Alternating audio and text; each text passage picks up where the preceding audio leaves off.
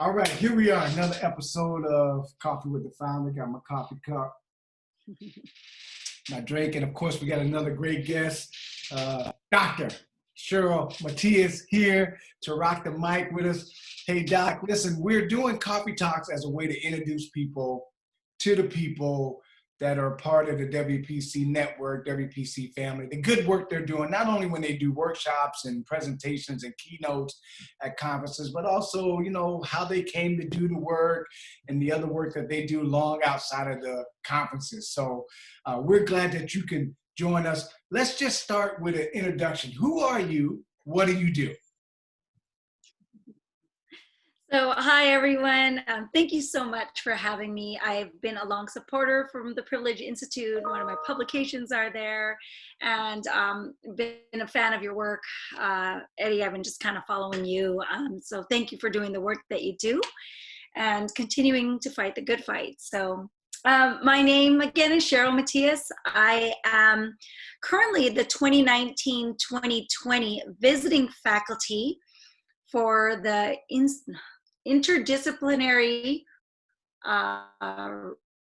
research institution on the study of inequality in race at University of Denver.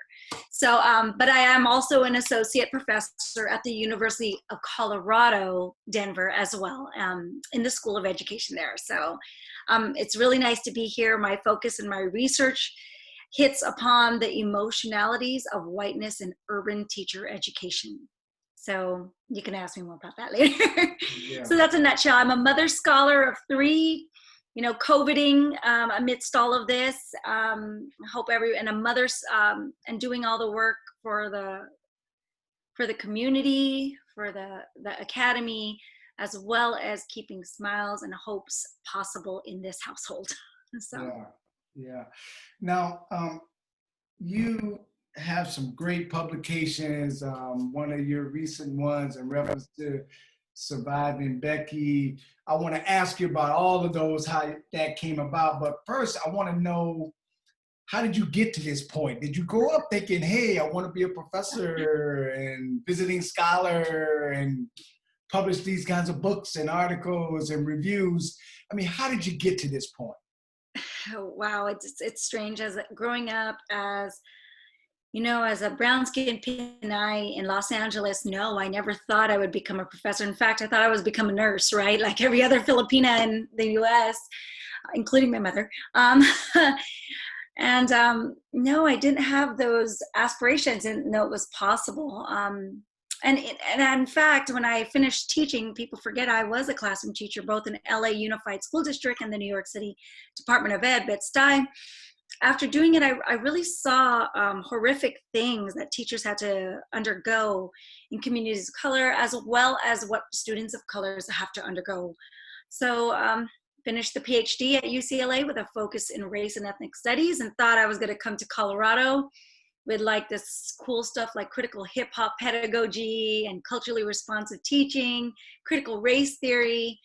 But I get to Denver, and as progressive as it claims to be, it was a difficult task. The students could not see my own humanity, being one of the first tenure line professors inside an urban community teacher education program. So I knew from that point on that I can't get to the good stuff if you can't even see my humanity. How the heck are you supposed to see the humanity of your future students of color if you can't even see mine, right? So it became a process of really understanding whiteness in ways that really impact teacher education, and particularly in teacher education, because according to the National Educational Statistics, 86% of US teachers are white and teach the majority of students of color. So I think it's a really important aspect to really get at this whiteness, at the crux of it, beyond the tears, beyond the defensiveness. So that's why I went straight to, all right, let's talk about the emotionalities of whiteness. Yeah. Well, I want to ask you about that, because I used to, actually, sometimes I still ask this question: what's it like to be white? What does it feel like? You've done some work. I mean, you actually asked this question, studied this question. what's your sense in some of the work and research you've done around understanding whiteness, the emotionality, the feeling? What do you mean by that? And what has been some of your answers you've uncovered in reference to people talking about that? Right. And I mean, I think white lash and white behaviors and white tears, we're getting used, right? White fragility, right? We're getting really used at this day and age of those terminologies, those behaviors. And instead of just dismissing it, I kind of said, okay, let's go deeper into what that means, right? Psychoanalytically, because oftentimes when we express an emotion, it truly isn't the deep down emotion that we're truly feeling. It's a defense mechanism. You know, for example, if there was a monogamous couple and one of the partners cheated, right? The expressed emotion from the other partner might be that of anger, right? But that's not the true feeling. That's the coping mechanism of something deeper. And the thing that's deeper is that really emotional sense of betrayal, human abandonment. You know, that stuff really hurts at the crux. So let me think of, when I thought of the emotionalities, I didn't want to just look at these behavior and be like, okay, should I get my white tears mug and just collect these tears? I wanted to turn the mirror, because so often when we talk about race and then people of color get impassioned to talk about it, we're thought about pulling the race card. Right? So I wanted to flip the script, so to speak. And when these racialized emotions start to happen, I wanted to put a mirror and say, okay, you're pulling out a race card, you just don't know it. So let's investigate why you're having these emotions. If you put it this way, so many of my students said, oh, but I don't see race. All I see is people and human beings. And I never believe in race. I said, all right, then why are you crying, sister? I mean, when I say the word unicorn, are you crying? Do you see unicorns around you? Then why is it you're crying when I say the word race, right? Obviously, there's something you've psychoanalytically attached to that brings up all these real visceral emotions, such that now you're using it in an operationally type way to shut down the conversation of race, so that you can enforce the power of whiteness yet again, and then support white supremacy, you know? So these emotions are not, they're tactical, you know? They're used in ways to thwart the progress of racial justice. So I just started focusing on that. Well, all right, I'm tired of your tears. Let's find out where they come from. Yeah. It's powerful, because when you say urban education, I think Black students of color primarily, white teacher. You presented the evidence, 86%. However, there is a unique dynamic associated with white in that 86%, which is white women.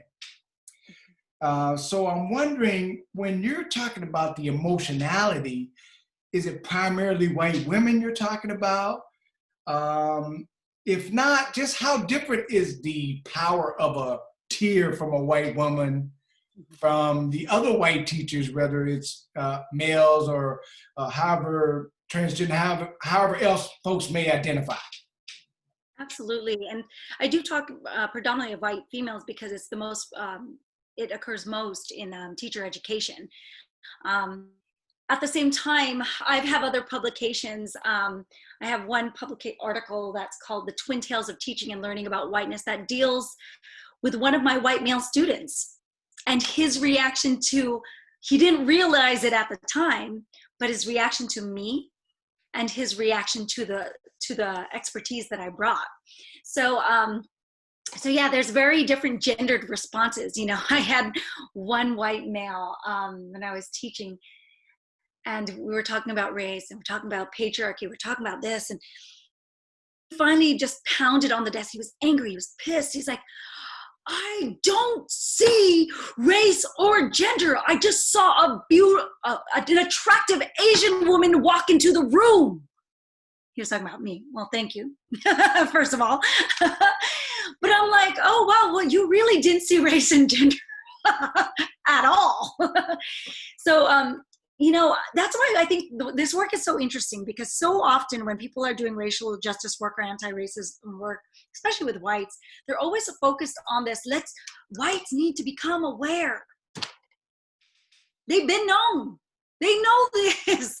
They've mastered. In fact, with the work of Eduardo Bonilla Silva in his book, Colorblind Racism, Racism Without Racist, right? He talks a lot about how whites are very masterful and how they can talk eons about race without ever uttering the word of race.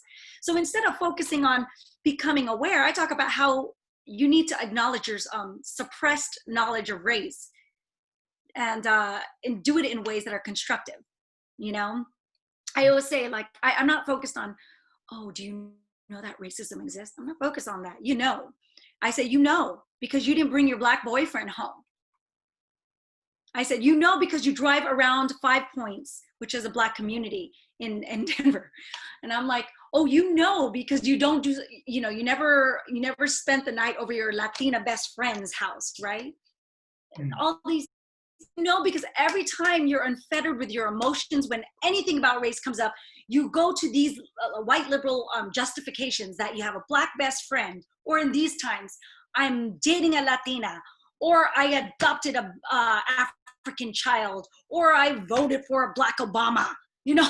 These become some rhetorical maneuvers just to distance yourself from whiteness rather than taking the onus of what you need to deal with. So when I talk about white emotionality, I'm like, I put the mirror on them, because I said, you need work to do if you want to engage in a more humanizing way. And sometimes people don't like to look in that mirror. All right, let me just get a couple terms out, because you're mentioning these terms, and I want to make sure people have a sense, a clarity around that. When you say white emotionality, whiteness, are those two things the same? Are they interchangeable? What are your definitions for those two terms? No, it's actually different. In fact, I have a little chart here from my first book. I might as well just use it, huh? But I do have a chart here. I'm going to share it with you guys later, but it's on my book here, and it kind of shows how all these terminologies come together. I mean, we're learning words like racial microaggressions. We're learning words like white fragility, but terms, when I'm using about an element of whiteness, and these elements of whiteness are the daily individualized response that people engage in that ultimately upholds white supremacist policies and institutions. So people always, if we focus on white supremacy, which is great, it is an overarching issue, but then we get these, these white allies who do this, they don't take part of it at all. And they say stuff like, they'll talk about the larger systemic issues of white supremacy, but never really talking about how individually people can uphold it. So it's kind of like Bonilla Silva's argument, racism without racist. No one wants to claim it. Right. So whiteness becomes these individual acts. And the only way I can really make this clear for people is how individual acts then impact a larger institutionalization of white supremacy. Is think about the idea of whiteness, where it's like whiteness is pure, right? That white people are pure. That whole ideology, that prejudice, that inside your mind thought has led to actual white supremacist institution in the manifestation of racial covenants in white communities, right? It also impacted anti-miscegenation laws, where they found it illegal for people to marry with any person of color, right? So you're talking about how whiteness, how those every single day acts, little elements of whiteness, whether it's whiteness as purity, emotionality of whiteness, white privilege, all of those, whiteness as natural, whiteness as nativist, how those manifest in our days, in our behaviors, in our speech, in our rhetoric, and in our emotions, such that it ultimately will uphold larger institutional policies that will then impact folks, which is, I remember when my professor at UCLA said that, we were like, what? what we're really dealing here, the main issue is that of white supremacy and how white supremacy impacts it, to that of racism. Racism have very different elements, from xenophobia, racism, to racial microaggressions. We got to deal with racial battle fatigue, all of that. For whites, it operates through whiteness, through all these different elements of whiteness, that of, white emotionalities, whites, entitlement, the determiner, the capital D determiner of what is and is not race, without ever really claiming they can't even see race. I just think that's weird. How do you know what is and is not race if you claim you've never seen it, right? It's a power play. So I make those clear delineations between the terminologies and show how they link up in my first book. So. Yeah. Well, I want to get to your next book project, but before I do that, I wondered the toll this work can take when you do it at the level you do it.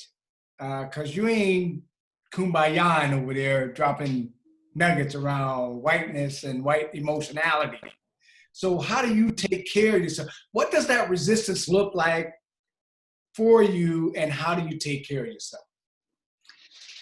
And I'm sure, Eddie, I'm sure you've been through this many a times. But it has been nonstop. Whether it is from within the university or outside of the university, it's gotten to a point where I had to take extreme measures to protect my family. At one point I had to move my family to California and fly every week to Colorado in order to protect them. And that's what I did. And that's what I was doing, And so it became really intrusive. I've had direct disrespect from 19-year-old students who would read an article of mine in class, and I'm guest lecturing, and I had a 19-year-old student stand up in front of an entire class of 100 and say, after I read this article, I was like, who the fuck does this bitch think she is? To my face. I kind of respect that. At least she did it to my face, No, and at the same time, it's kind of like, who the fuck do you think you are to stand up in your 19-year-old unprivileged self, having never taught a course, having never taken a class on race, dismissing a reputable international journal on race, ethnicity, and education, and then tell it to a professor who actually has a PhD in this?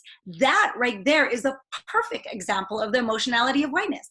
They feel so entitled in their justification to derail logic, to derail expertise. That is what I call, in layman's term, that is plain white vanilla trying to act like creme de la creme, right? And it's just it's very intrusive. Those kind of things are just kind of little microaggressions, because I'm not that insecure to have a 19-year-old. But the larger things is the hate mail, the constant posting.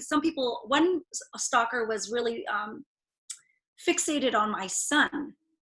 That's why I've removed myself a little bit about social media. There's no pictures anymore of my children.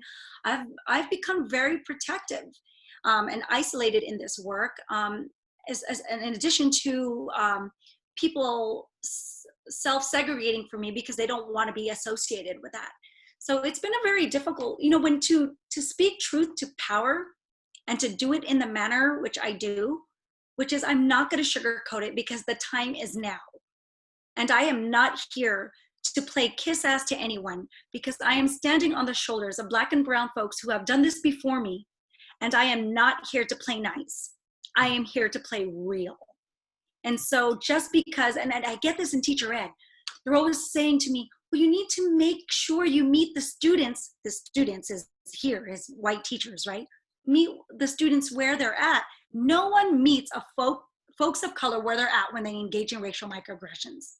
In fact, I was 5 years old when I remember my white teacher kept asking me where I'm really from.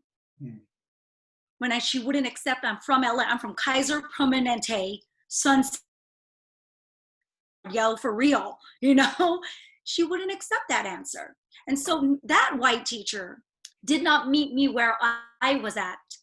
So why must I meet someone? If you do so, you're providing a crutch. And everyone knows when you provide a crutch, the person will never learn how to walk on their own. So with that said, I give it real. I say it's just going to be hurtful, but I do so because it's time to take the crutches off, the blinders off, stop filtering, stop performing whiteness, just engage and learn to live a more humane life. Doc, can you just articulate self-care? What is it? So one, I can make sure you're doing it. And two, just so those who want to do this work understand the importance of doing it. Right, right. You know, when you get into racial justice, I think everyone knows that you're going to be under attack. I mean, I do remember when my son, who's now a teenager, when he was 7 or 8 years old, he did one time after I did a talk somewhere and I flew back to Colorado, he made a comment and he said, "Mommy, I'm afraid you're going to get shot." At 8 years old, he already knows the risk you take in doing this work. So everyone knows that there's not only a physical fear that is it's not ahistoric like other people, whites, who say they have fear, but there's no real fear. There's no substantiation for that fear. But losing the job, ostracism, backlash, all of those real fear for folks of color who engage in this work is present. So we know that there's emotional fear, it's emotionally, it's spiritual, it's spiritually taxing, mentally taxing. So how do I engage in this? Is I try not to let hate overrule my love. And it's such a big thing to say. I'm a spiritual person. I was raised Catholic. I believe in my faith in a very new, culturally renowned way, and in a socially just way. And I think at the end of the day, it's more than tough love. It's a fight for your humanity. Because as much as people of color are learning to survive amidst all this cray, white folks are losing their humanity. Because they're making decisions, they're basing their ideologies off things that are not real. And so I do things like run. I know that's simple, but I'm a runner, and that's a great meditative process.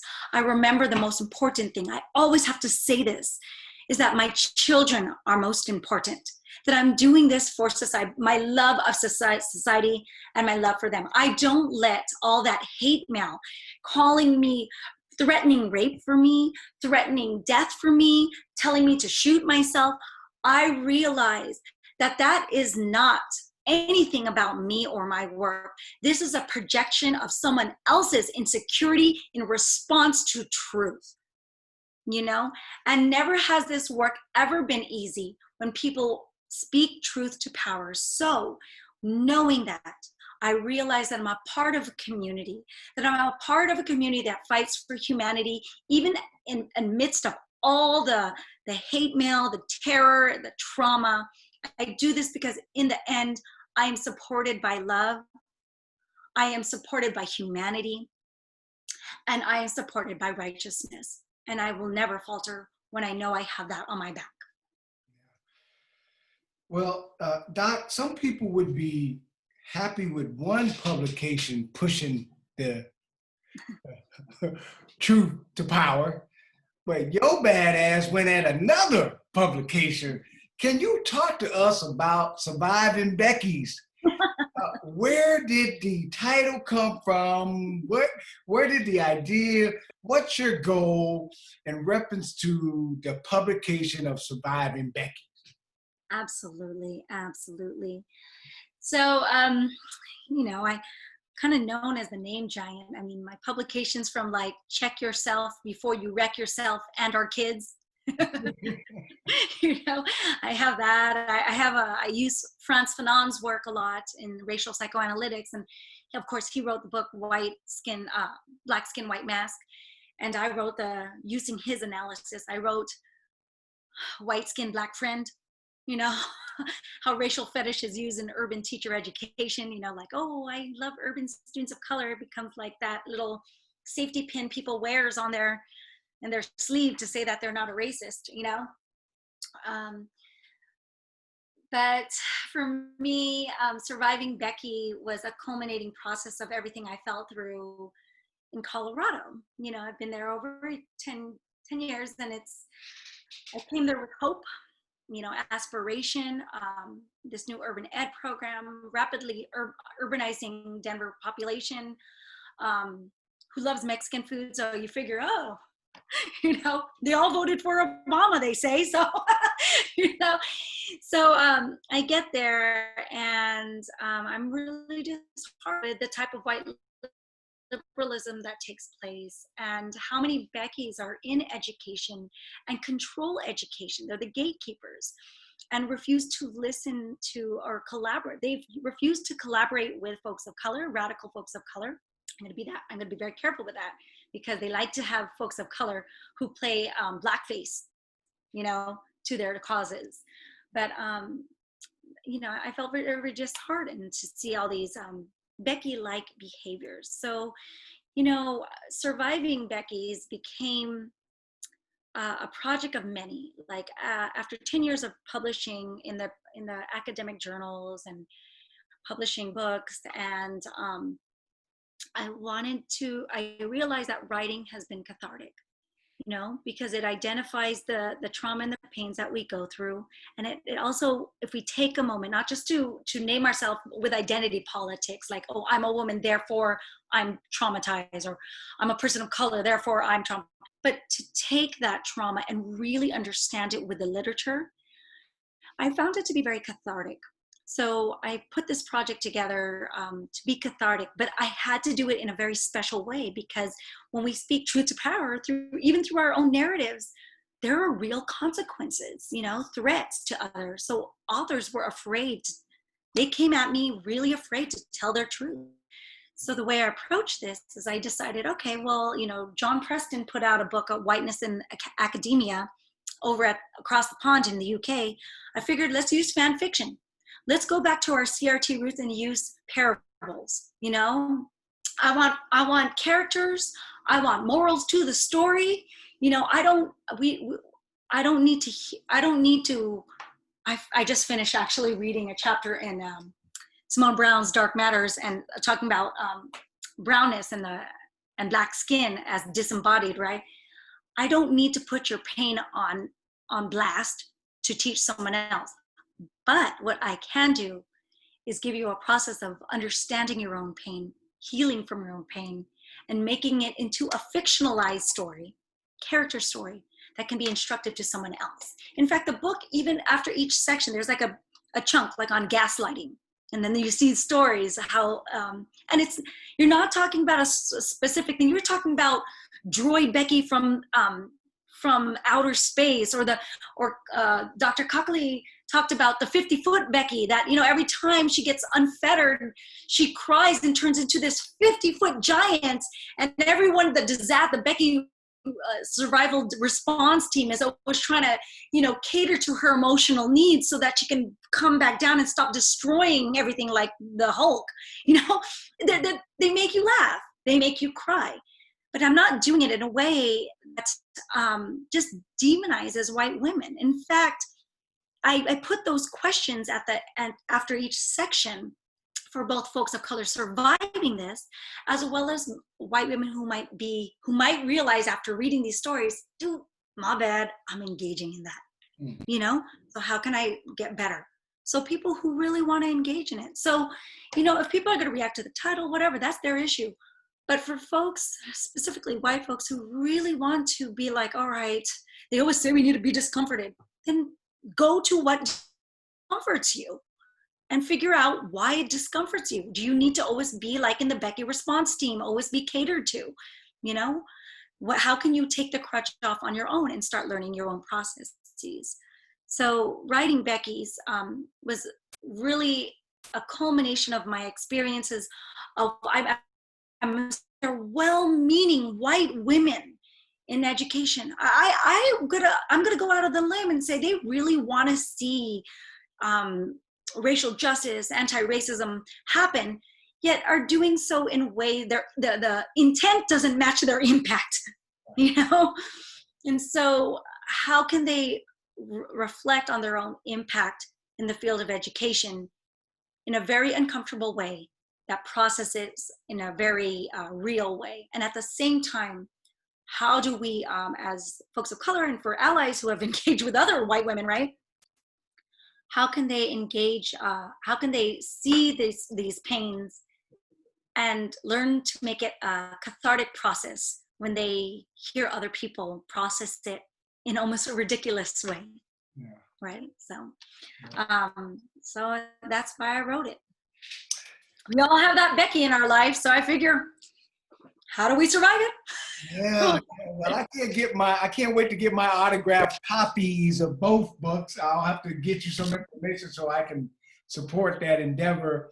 I was going to ask you about model minority and this whole COVID pandemic and the naming of the virus and how that's impacting the API community, but also just the relationship between Black and Brown communities. Right. And what this time is telling us about the need to do that more over the next 25, 50 years of our lives. Right. What's your thought about model minority, API, COVID-19, and also Black and Brown communities, a call for stronger, better collaboration as we look ahead? Absolutely. I think it's really important to realize that although we are seeing more systemic racism in the midst of COVID-19, from the anti-Asian sentiments, blatant, I mean, they're stabbing children. They're stabbing Asian American children. I mean, be realistic, people. Are we not seeing this? To the death rates of people like in the Midwest, I believe it's either, was it Michigan or Wisconsin, where there's only 13% of African Americans, yet 44% of deaths or COVID cases were Black, you know? So we're seeing an obvious disparity, right? Although COVID highlights that, the truth is it's always been there, right? It's always been there. So these are just highlighting things that's always been there. And I think under this duress, it's so important to not, well, no, let me go back, because we talked about model minority, and I think it's important. What a Eurocentric history does to us, it erases all of our collaboration. And it strategically does so because it does the divide and conquer strategy over and over and over again in a way that continues to keep everyone oppressed. Think about plantation politics. It's all about who's the house slave and who's the field slave, right? And then you get the field whip, who thinks, which is a slave, who thinks they're better. The house slave feeling, oh, I'm lighter skinned, I'm better, therefore I am better. It's this whole divide and conquer strategy. People always say, well, what internationally? Well, you think people go, well, what about Rwanda? That was Black people on Black people. Okay, the Hutu and the Tutsis. But yes, there were tribal warfares before it, but it wasn't until the Dutch colonization where they reframed one Black body as favorable to another, and then left, you know, and switched it up on them, that these embedded hatred for each other happen. So let's be very honest. There has been a lot of collaborations, Black and brown, Black and yellow. I hate to say that, but that was the terminology back in the day. Collaborations. And then a term like something like model minority is just another way to separate the unity. For example, let's talk about history here. So when we think about the Black Panther movement, right, in Oakland, we're thinking about a community who is advocating for their own stuff. If you actually look at their 10-point, it says something like, we want to give healthy foods for our children. I mean, how is that a bad thing, right? We want to protect our own communities. So yes, they had guns. They had guns to protect their own community because white guns were killing Black people, right? So they did that. And when we think about the history of Black Panthers, we actually, if you look deeper down, you saw a coalition with Japanese Americans, right? Because a lot of the Asian, I mean, we know about Ellis Island, right? of the East Coast. But Angel Island is where most Asian Americans pre-1965 came in through San Francisco and California, right?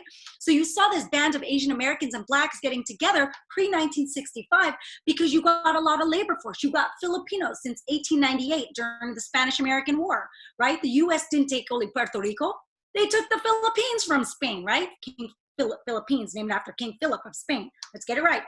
So you're getting this influx of nationals. Remember, they weren't immigrants because they were a U.S. colony, doing labor forces, you know, from Asian American, Chinese doing railroad tracks and all of this. And you're seeing the same type of oppression, racial oppression among groups, although albeit with specificities, right?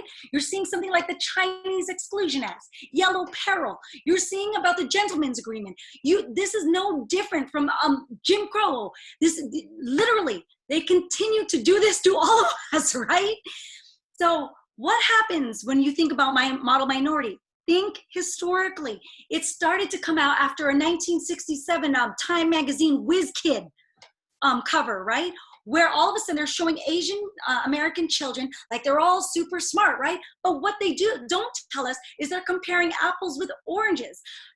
Post 1965 Immigration Act was very important because what it did is give a filter-like immigration status to anyone from Asian countries.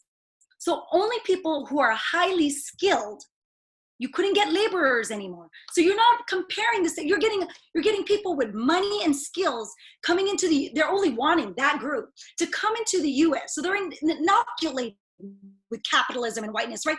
And they're coming into this group, and I'm putting my own damn family in that group, right? My grandmother came, she had a college education in the Philippines, finished it up at UCLA, became a classroom teacher, which is considered a professional job, right? So they're all a part of this. You think of the visitor exchange program, right, of the 70s. That's how all those Filipino nurses are helping y'all with COVID right now. So you think about all these things, right, that are happening post-65 Immigration Act, so you can't compare it. In fact, in most of those countries, in Asian countries, like the Philippines that talk about, they had US-sponsored nursing and engineering programs, which made it easier for those immigrants to come into the US, but put them in poor communities, like nurses were put in hospitals in communities of color to get lower pay. We know this. This is the immigrant story, right? So when people say, oh, well, you know, Asians this, Asian that, well, white supremacy has selected a certain group of Asian Americans, specifically countries they've already colonized, right? And so they're bringing a certain group. But if you take pre-65, right, go back and you look at Filipino, Google, search, do the research. You look at Filipino, look at Manila Man, look at Louisiana Filipinos, right?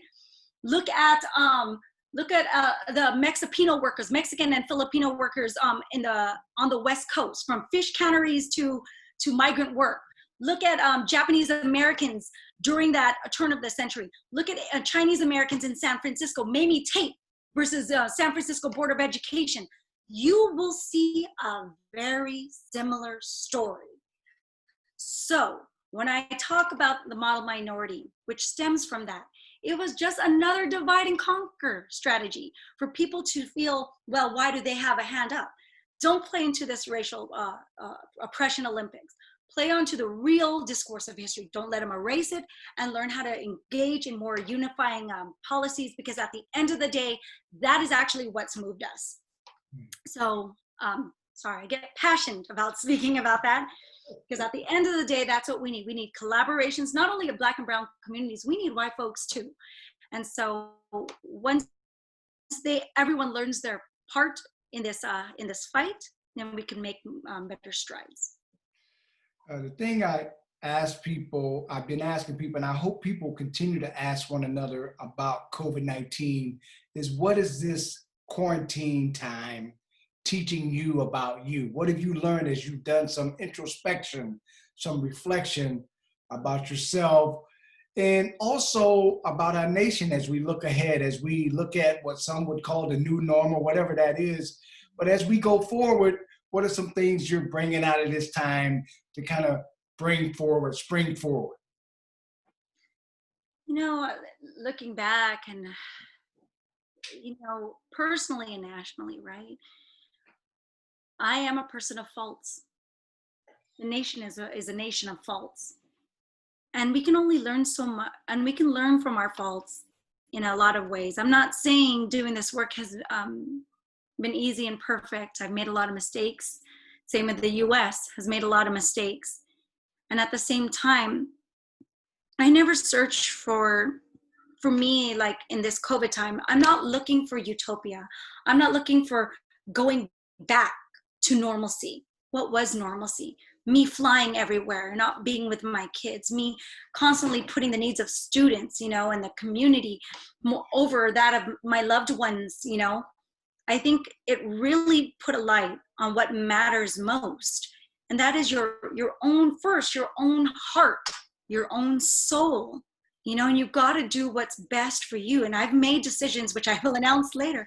I am making decisions in this point in time that will impact that in my hope and my heart and my soul. And the same thing with the US. I think as we move and as we survive in COVID, I think we need to step back as Americans and say, what do we prioritize? What do we value?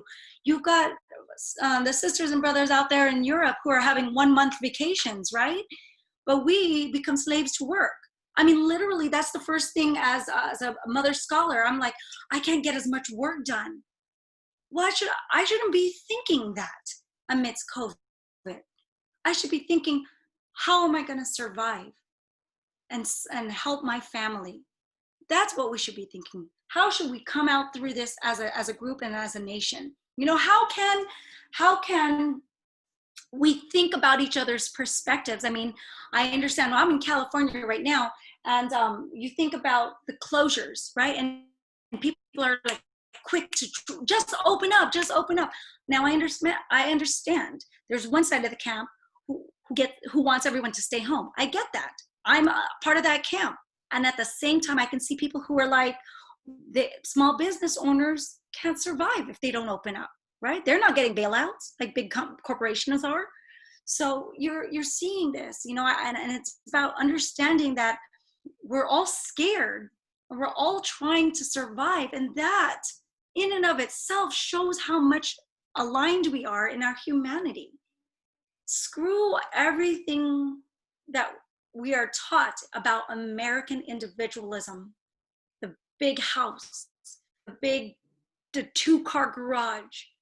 None of that shit matters when we're a nation, when you're a human being, when you're a mother, when you're a daughter, and you're trying to survive a very traumatizing time. I think it's so important as Americans that we stop doing this whole overlook, blind side, I see another Black man get shot, show a little sad tears on social media, move on.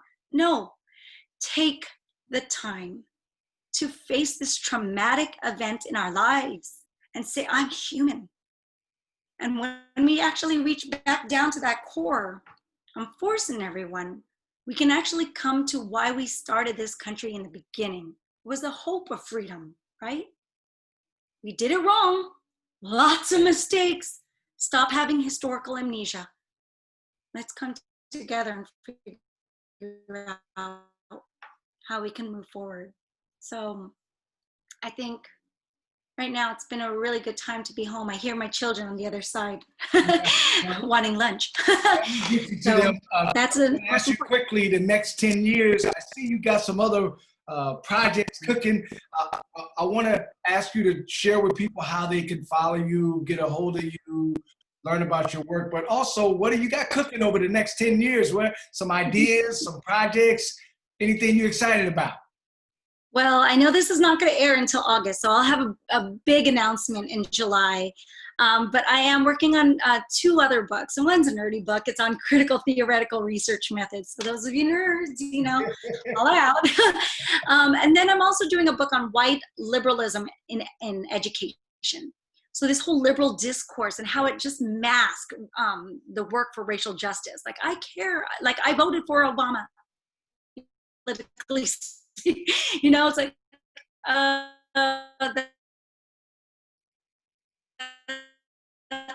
not enough. Well, and I think you can follow me. I have CHERYLMATIAS.com. I have holler out. My email's at CHERYLMATIAS.com. So just holler at me, because I feel like there's going to be great things that are coming up in the next 10 years. And I'm so excited, and I can't wait to actually announce them. Yeah, well, hey, anything the WPC, the Privilege Institute can do to collaborate, to partner, we are definitely open. I mean, anything we can do to support your work, be a part of your work, let us know. I am continuing to appreciate all the hard work, all the publications you put out, all the support you've had for us and WPC and what we're all about. And we definitely look forward to continuing to partner with you. So I can see you on the main stage someday. Hopefully we can afford you. But you are definitely someone that we want WPC and our WPC family to continue to learn from and partner with. And thank you, Doc, for joining us today. We really appreciate it. Good luck to you. Best to the fam. And you are definitely representing as Scholar Mom for sure. Hashtag Scholar Mom for sure.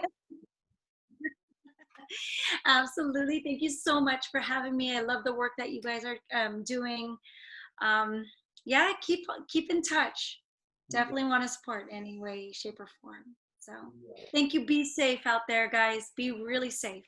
Yes, same to you. Peace. Take care. Take care, Doc. You as well. Bye-bye.